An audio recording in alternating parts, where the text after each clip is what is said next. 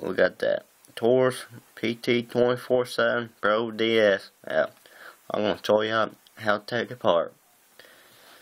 First, check it ain't loaded. Turn the magazine in.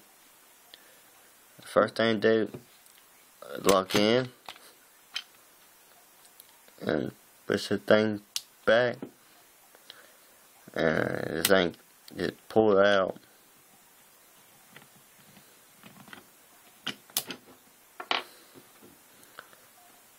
And push the slide out.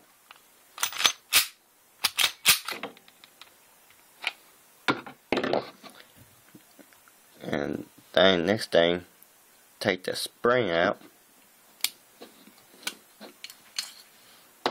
Then the barrel.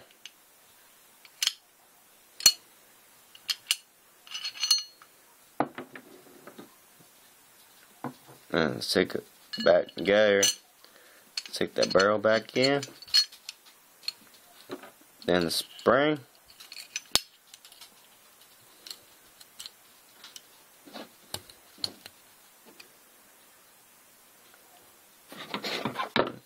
And stick that slide back on. And stick this thing back in.